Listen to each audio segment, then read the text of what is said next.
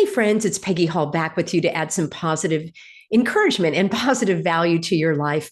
Think about those times when you've said, time is flying by, or I don't know where the time went, or I can hardly remember, what I did last week. These are thoughts that I've had through my life, and I found a way to actually slow down time. So many of us feel like we're running out of time, time is flying by, and we can feel unsettled as if we're trying to rush through life. So I want to share with you a very simple and very effective tool that I have used in my life over the last several years. And it has helped me feel as though I literally can slow down time. Think about those expressions that we have, like time is flying by and I don't know where the time went and I'm running out of time and I don't have enough time. And those are sayings and thoughts that I used to have and I used to believe in my own life until I learned how to slow down time. I know it sounds a little like a bold claim, but I want to share with you this technique and this activity that I've been doing for the last several years.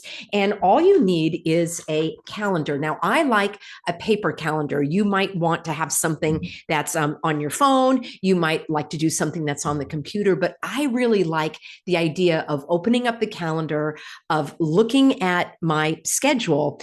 And I want to talk about that because this right now you may be saying, uh-oh, I don't like calendars. I don't like schedules. I'm not even going to listen to the rest of this because if this is about time management, I'm not interested. This is not about time management at all. It's actually about slowing down time by really valuing what you did, planning, not just scheduling and not time management. Well, let me just explain it and we'll go through it all together. Now, this is something that I do recommend. It's an activity that if you do have another person that you can do this with, it is, so much the better.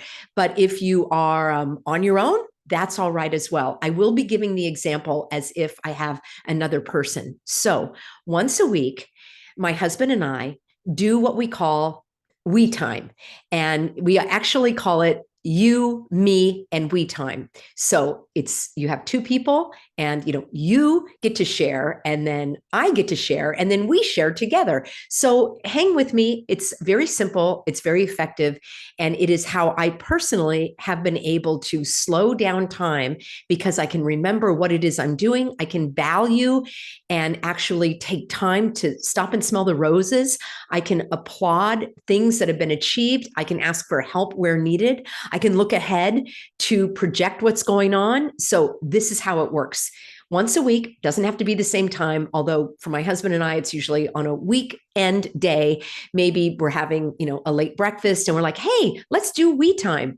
So we do strive to do it once a week. If you can't do it once a week, weekly, even monthly, but ideally you're doing this every week. And we start out for example, I will start out and I will look at my calendar where I have written down what I did. So I'm just going to actually give you a real example. Okay. So, well, I might not go into too much detail, but let's say that last week I had a phone call with my lovely assistant, Olivia. We worked on some thumbnails for the videos. I called some of my lovely and generous donors to thank them for their donation. I prepared for my videos. I did my exercise class, went to the grocery store. So I would just kind of jot down a couple of notes of what it is that I did. Now, there is the occasion where we might go out to lunch or we have, friends over, or it was somebody's birthday. And I will jot down what it is we did and where we went. Now, here's the fun. At the end of the week, I spent, for example, I would go first or my husband, and each person takes time and shares day by day what they did. So you, in effect, are reliving what it is you went through, the good, the bad, the ugly. You may have had a little sidestep or misstep where maybe you forgot to do something and there was a result from that outcome, and you might want to talk about that. There are a couple of parts here. We talk about the facts, like here's what I did on what day. And then it's a nice time to remember as well. Like, oh yeah, we had lunch. That was so fun. Remember you got that and we had the nice server, and you can relive what it is you did instead of just kind of barreling through life without having time to really go back and reflect on what it is you experienced. And again, the good, the bad, and the ugly. So after one person shares, then the next person shares. Now, the reason this is so great for relationships is you are learning how to listen, and the other person is feeling that they are heard and that what they have to say is validated and acknowledged and, maybe not approved, but maybe appreciated. Although we can't always get that appreciation and approval from others, we should get it from ourselves and from our creator by living in accordance with God's laws. But when it comes right down to it, this is just an opportunity for you to reflect and relive what it is you went through. Now, there's a part two to this that I think is even more valuable. So you talk about the facts, what you did when, and it's kind of fun because then the other person says, oh yeah, I had a phone call with so-and-so and I ordered this thing. And you're like, oh, okay, you ordered it on Tuesday. Well, it should have arrived by now. So you have a chance to be in control of your life. And it's not so, again, I'm not talking about time management.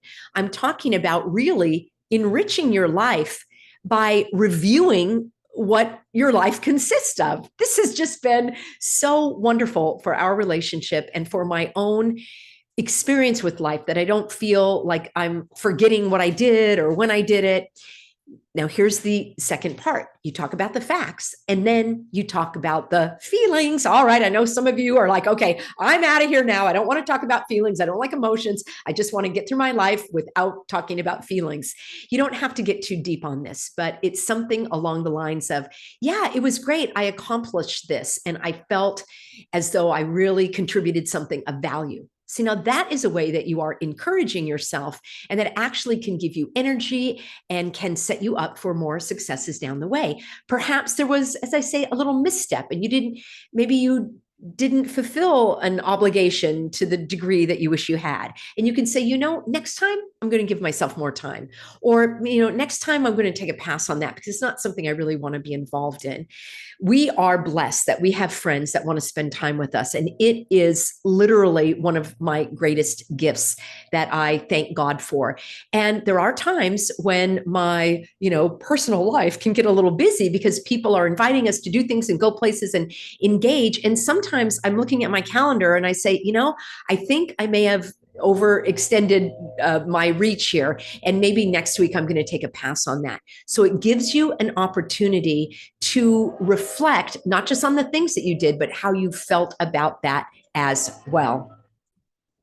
Now, the fun part is that you're going to listen to your partner or your friend or a sibling or a parent or a child, because if you don't have someone and you don't even have had to do those activities together, I think it would be fantastic if you had a catch-up call, in my case, for example, with a girlfriend, and I could say, hey, tell me about your week. What is it that you did? And let's reflect on that. Let's celebrate the wins and let's commiserate the losses. And how can I support you? That's the second part. So I do my speaking, I share my feelings about what went on, and then your partner, your spouse, your friend can say, how can I support you going forward? Was there an area where I could have assisted, I could have encouraged, I could have pitched in. So now you have an opportunity to develop and enhance that relationship.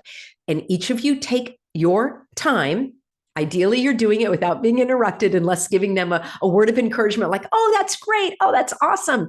So that you show that you are listening and paying attention. And then it's the other person's time to share. Now, the part two, or maybe this is the part three, I find is one of the ways that I can slow down time, when I can look ahead to what I've got going on. And that's what we call coming attractions. So then we look at the week ahead, and I'll say to my husband, all right, what have you got coming up this week? And he'll say, well, I've got my True Hope Tuesday coming up. I'm planning on that sermon. I'm going to do a little research, and then I've got to take the car in to get the oil change. And I'll say, well, wait a minute. I was going to take the car in because I'm getting my hair done that day.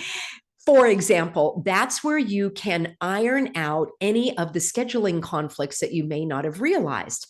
So you look at what's coming ahead, and you each take your time to say, this is what I've got going on Monday, Tuesday, Wednesday, Thursday, Friday, Saturday. And then you have the opportunity to say to the person you're doing this activity with, and here's where I need your support, or here's how you could help me. And it may not be, physical help, like, yeah, would you, hang that mirror, or fix whatever. It might be, I just need a little more patience this week because I've got a lot going on. So if you could give me a little extra dose of grace, if I go to bed late, it's just because I've got, I'm juggling a few things. So that's your opportunity to have a conversation with your person, and vice versa. They can say to you, this is where I need your support. This is where you could pitch in. Friends, this is game changing, because somehow in our life, maybe it's just me, but it seems like people expect us to be mind readers. They expect us to understand what they need, where they need support, where they need help, where their irritations and frustrations might, collide with ours. So why not have these conversations politely, affably, cordially, and not leave these things to kind of have an opportunity for upsets down the road? This activity has changed our life. We feel so much more relaxed and peaceful and organized. And we feel that we have slowed down time because now we have an opportunity to remember where we went out to lunch, the evening that our friends invited us, what we've got coming up. We don't feel that we're on that treadmill of life, unable to catch our breath. This has been extremely important for me personally over the last 4 years when I've been running these YouTube channels offering encouragement and support and how-tos, where I literally am spending basically any spare time is related to researching, preparing, creating these videos, following up on your emails. And I'm so grateful to have you all on board. I would not be creating these videos if it weren't for you. So I want to thank you personally for your support and encouragement. Let me know next week if you employ this you, me, we time, the coming attractions, if you have anything to add or enhance to this activity, because I am all about smooth sailing, clearer communications, and eliminating those little frustrations and hiccups that we have in our relationships. Heaven knows there are plenty of big things that can disrupt our relationships. So let's take care of these little holes in the ship so that we don't need to take the ship in for a complete overhaul. How does that sound? All right. Thanks for being on board, everybody. I look forward to seeing you in an upcoming broadcast.